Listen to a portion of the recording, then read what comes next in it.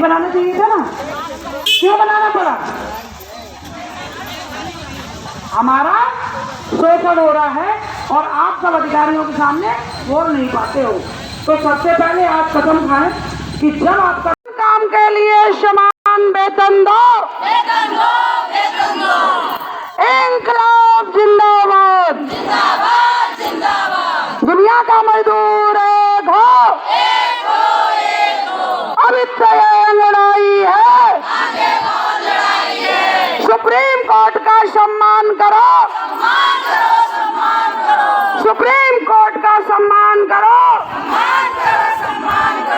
योगी सरकार वादा निभाओ,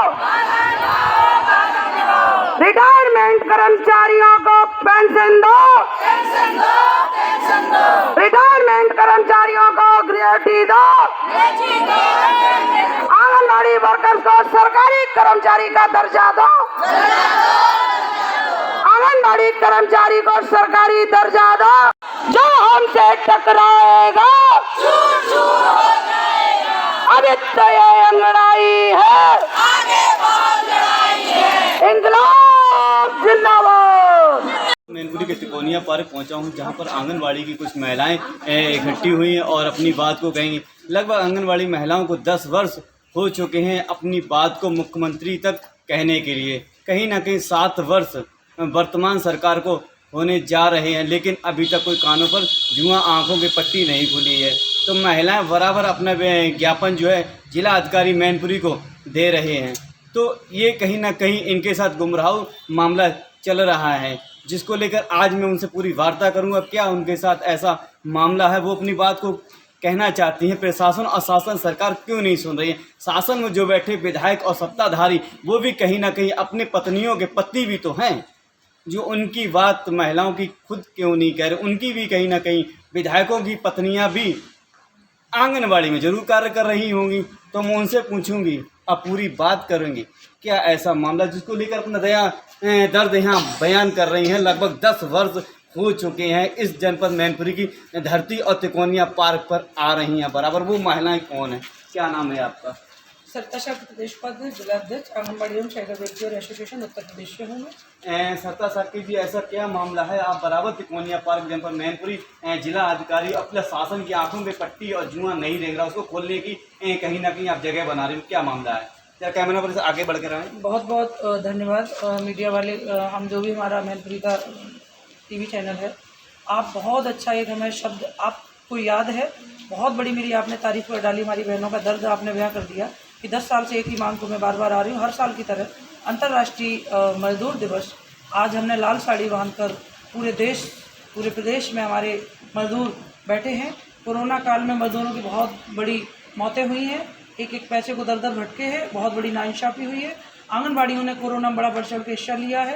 सारे कार्य सरकार के किए, एक ही उम्मीद थी कि ये जरूर कुछ बढ़ाएंगे, लेकिन बाबा जी तो इतना धोखा दिए हैं कि इन आंगनबाड़ियों को कोरोना में कार्य करवा के बिना बताए इन्हें नौकरी से निकाल दिया है।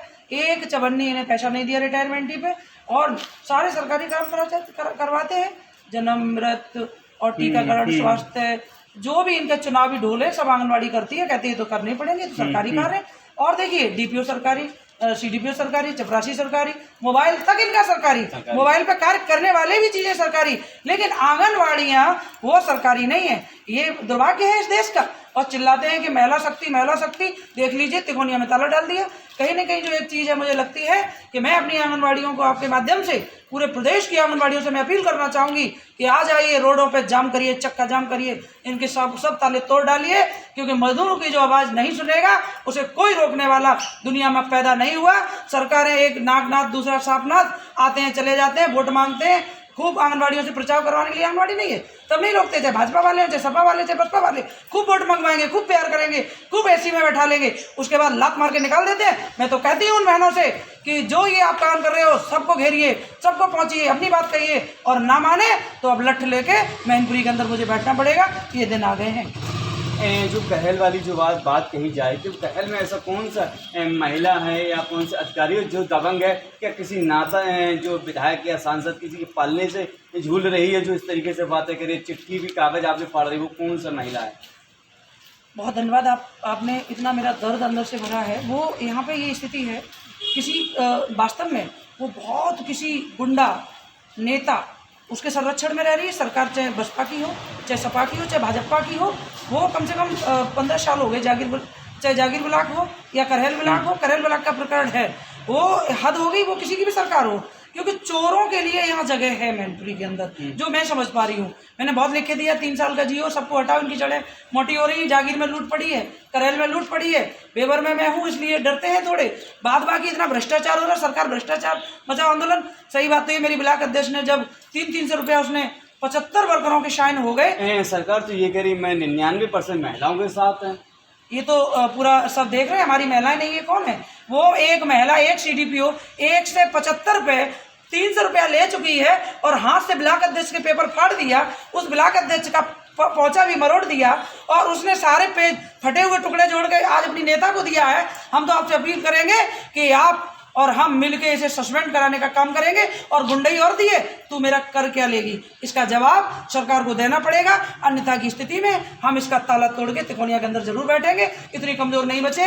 मैं बहुत डिसिप्लिन में रही हूँ 5 साल। मैंने बाबा जी ने मुझसे 5 घंटे वार्ता की थी कि हम आपको 10,000 रुपया देंगे, आपका शोषण नहीं होगा। सारे अधिकारी मिलकर शोषण कर रहे हैं, दबाव बना रहे हैं, लठिया लिए पीछे घूम रहे हैं। मैं तो अपना आने वाली बात बोली हूँ कि इनकी गुंडागर्दी को बंद करने के लिए अब हमें वो पुराने दिन जो मैं 33 दिन आंदोलन की थी, वो हमें अब दोबारा से लेके आने पड़ेंगे।